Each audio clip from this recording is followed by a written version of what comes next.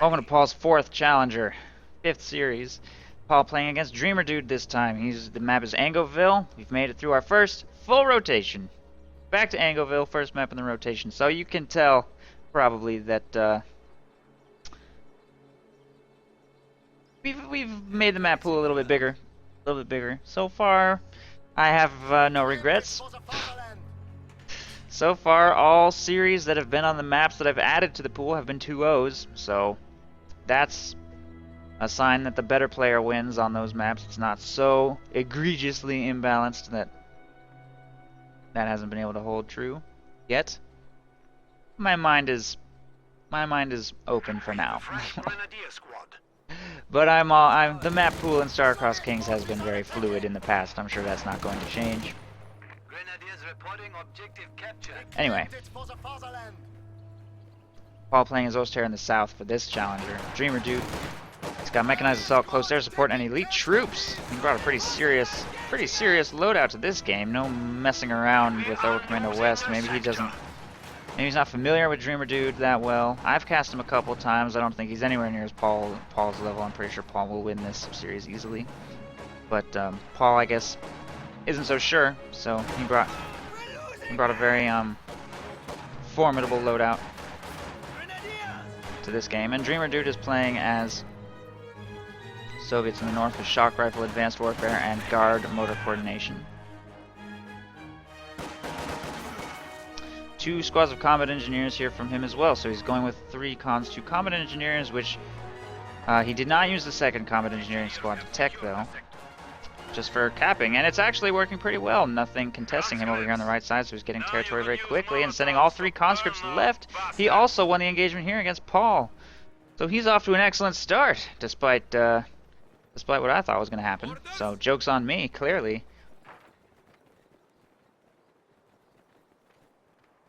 And Dreamerdude will advance across the left, getting everything under his control. Paul's going to react to this, sending 1 squad of Grens right. He will get control of the cutoff building there, fortunately. Oh, you're right, that's not advanced warfare. Sorry. Industry.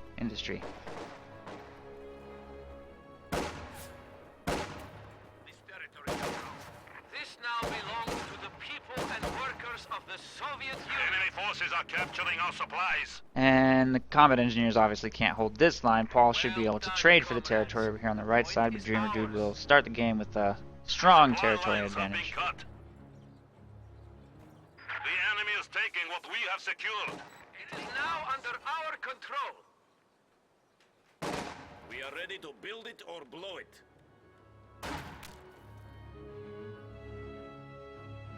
Our territory is falling into enemy hands. Combat engineers hiding behind a shed for now while Paul continues his advance. Grenadiers holding the cutoff building. The other 3 squads taking territory pretty rapidly. The entire left side has fallen into Dreamerdude's control. He's going to get a couple more points captured over here before transitioning right, and he is going to go tier 2. Only 3 cons, but he does have Molotovs, so he's probably going to try and make up for not having that 4th conscript with Molotovs. And of course Molotovs, when fighting for the right side, are highly useful for denying buildings. Paul will be forced out right there. Jumps into this building instead. At some point we might see Dreamerdude grab a flamethrower. Quite likely, since he went with 2 combat engineers. Conscripts are losing this engagement against too many Grens. Starting to fall dangerously low, making it almost a late retreat, in fact, but I think they'll get away unless the Grens in the building get very lucky. Squad makes it back to safety. He's probably going to start teching healing. There it is, and he's also getting a field gun. Wow, that is a really early field gun. Not sure why he would get that so soon. Okay. Grenadiers in the building. Will hold the line against combat engineers without their flamethrowers. They popped really late. He just upgraded both flamethrowers, but popped late. No conscript support for merging in combat or anything like that either. Field gun does have the high explosive barrage utility, so that's something. He'll be able to find some way to make that unit useful. And he deploys it already, though. Unfortunately, the first shot is off target, and Grenadiers will get clear.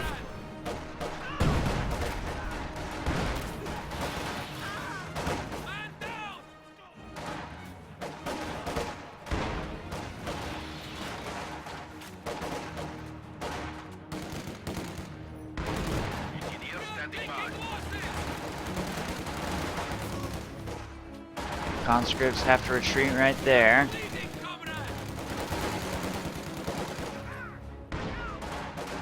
I was retreating away from conscripts over here on the right side.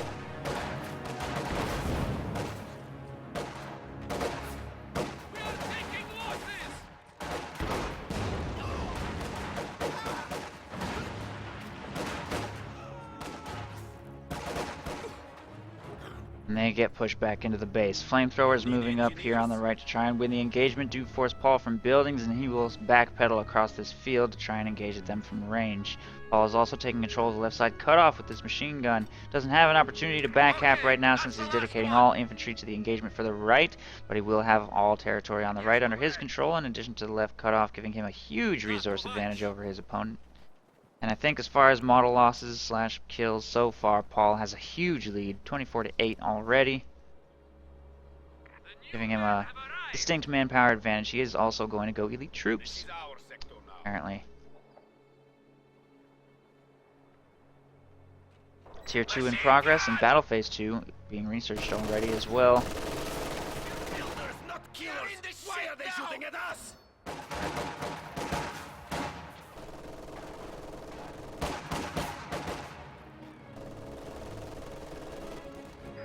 Forces are attempting to capture our territory.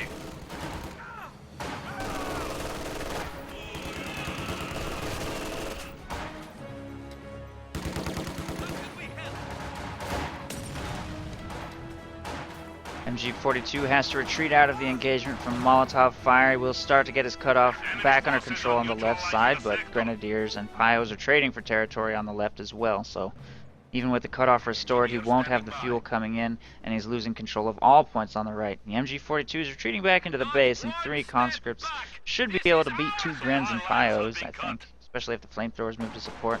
Field gun just has no role right now, though. Tier 3 in production here in the base, but it's whatever Tier 3 unit he makes is going to be very late because of his lack of fuel control right now.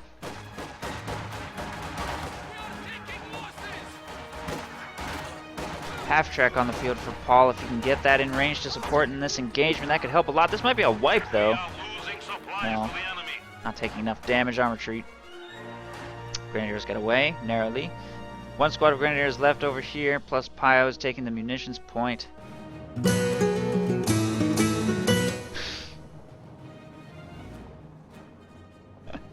Alright, well, thank you, New Power, for your donation, and thank you to your girlfriend for enabling you to give me your pizza money. Much appreciated. Flame project. Oh, it's a Vet 3 half-track. He used elite troops to make the half-track Vet 3, and he picks up a wipe with flame projectors. He used, I guess he used the Battle Phase 2, right? You need to be Battle Phase 2 to get flame projectors. So he was rushing a flame half-track, and he picks up a wipe, and may even clear this field gun. And it's Vet 3 because he used troop training in the base. Wow. I thought we were witnessing Paul going full meta for sure, but I was wrong. I was wrong. Interesting build. Dreamerdude does recover his AT gun right there with his conscripts, so that his losses are not too serious, and the half-track has to pull back for repairs over here on the left side.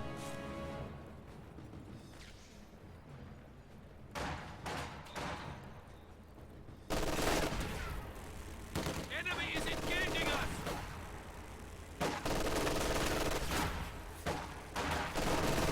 We are taking losses. Does need to try and keep out of range of the AT gun because he doesn't have vision of it. As long as this half-track is below half health, it could get one-shotted. Back in the base right now, making its way to the front line to support in this engagement. Conscripts are obviously going to lose because they cannot reinforce in the field the way these forces can by the half-track.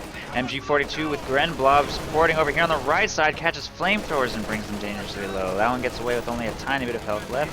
This one is making a late retreat for some reason. Can't stick around forever. There they go. Just got wiped. Conscripts moving up the left side to engage against these Grens. Huron to short range and will prompt Paul into a retreat. Paul's throwing up a fuel cache over here to enable him maybe to transition to tier 4? I don't know. Flame projectors force a retreat on the right side. Still no AT grenades from Dreamerdude, so he doesn't have an easy counter to the to the half track yet, of all things. And he has gone tier 4, but he can't. He was going tier 3 earlier. I guess he canceled, went tier 4 instead. Doesn't have the fuel for a tier 4 unit. Completely cut off from all points except for one strategic point on the right. Not a great situation to be in. Grenadiers should probably be able to hold the line against all squads over here as well. It's just a very light harassment attempt. Currently, Dreamerdude has only 3 cons, a flamethrower, and a field gun, which I think was his total core. Except for, no, he had a second flamethrower, so he went 2 flamethrowers. He's only suffered 1 wipe. There's the second one right there, though. Flame projectors might dive the base. Now he pops smoke to get to safety away from the field gun. LMG Grenadiers over here on the right side. Continue working on the conscripts and forcing them back into the base, and all units on the left will get this territory captured, so Paul will probably be able to get any form of tech that he wants. He's going to try and speed that up with a second fuel cache over here, which is going to hurt his manpower a little bit, but obviously doesn't need to worry about falling behind for manpower. We have more conscripts at our disposal. Our points have fallen to 300.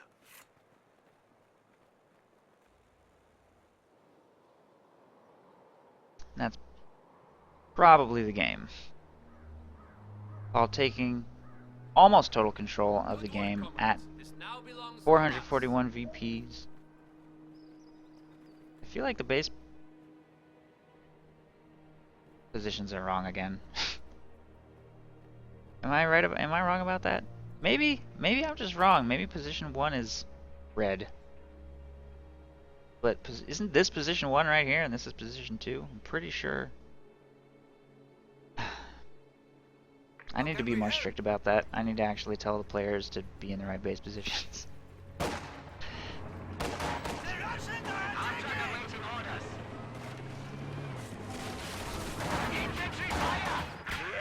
has been improved again. Time to unleash our heavy tanks. Riflemen ready. Enemy forces are securing our territory. Harassment attempt there fails. These conscripts probably also fail. Grenadiers here! That's a grenade! Our opponents are seizing a sector. No! Pulls clear of the half track right there.